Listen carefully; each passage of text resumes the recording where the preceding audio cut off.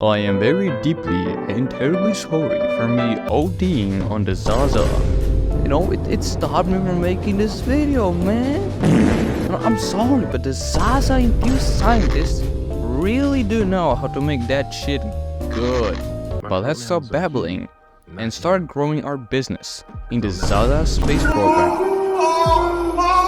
But let's continue with our rocket construction.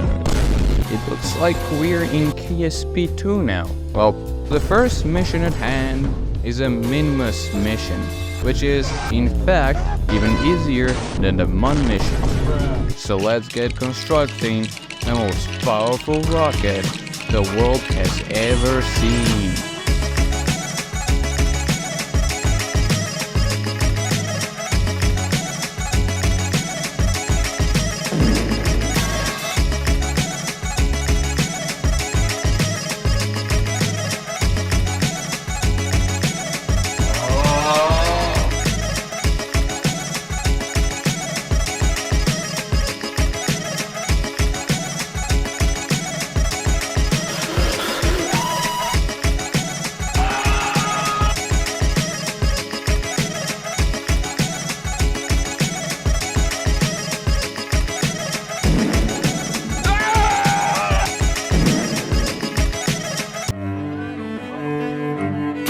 Oh damn!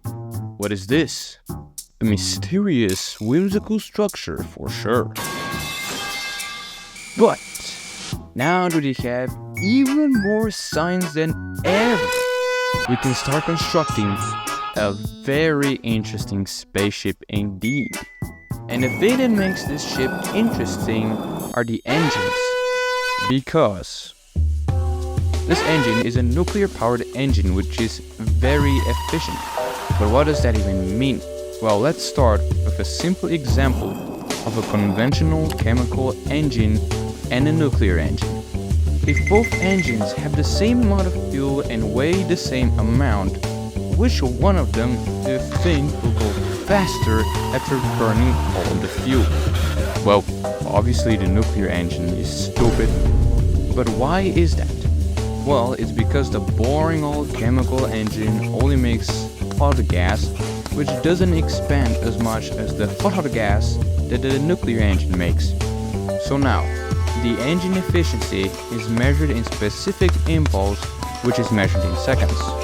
For example, an engine with 400 seconds of specific impulse and 100 kilograms of fuel will make 100 kilograms of thrust for 400 seconds before running out of fuel. But enough nerd talk, and let's get back to our very efficient rocket. So, this rocket is designed for a Duna mission, and the problem with this mission is that Duna is pretty far away from Kerbin, which means it needs to be as efficient as it is. Now let's start this mission and pray for no rapid unplanned disassembly.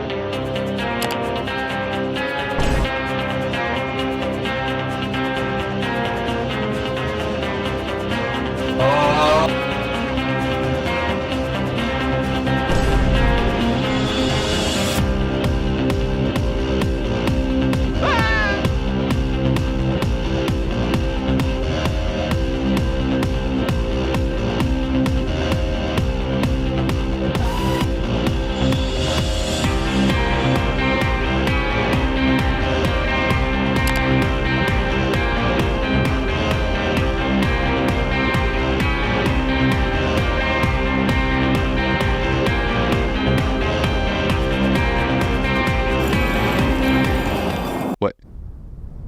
Oh my god. That shit. It looks familiar. It's the wise mystical train!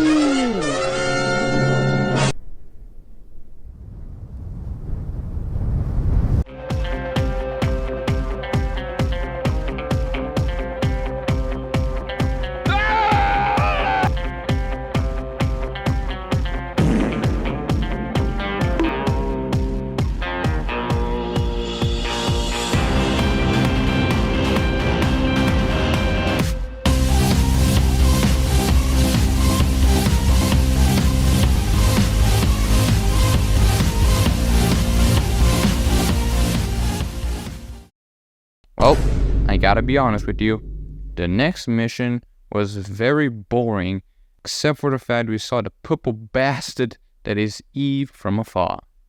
But before we get to the next mission, I have to explain a funny little thing called a transfer window, because we have abused it for our Duna and Eve mission. So let's get to explaining, shall we? But first, we need to talk about orbits. So what is an orbit?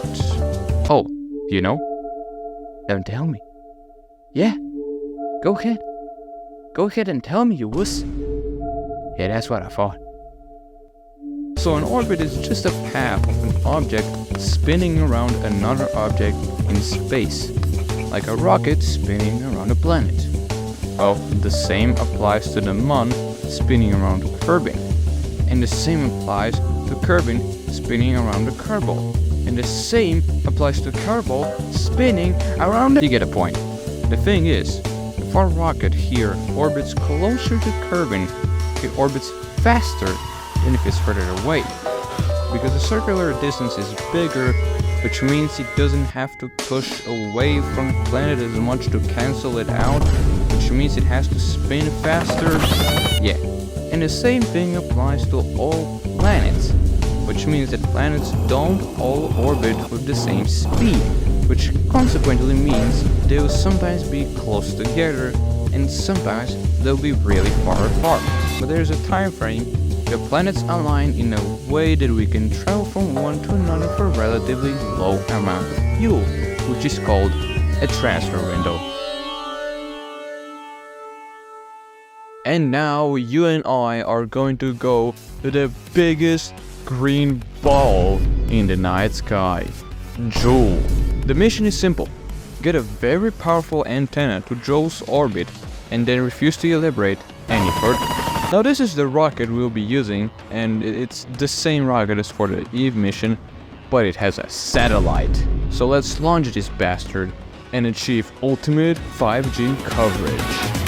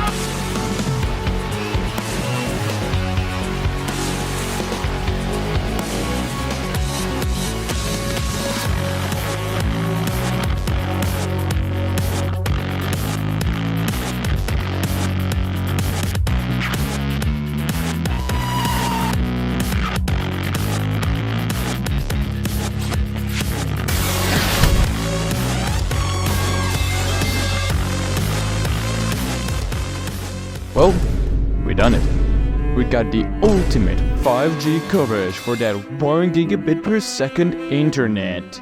And I think I'll end it here. Thank you for watching and adios. I'll see you in like half a year. Bye bye.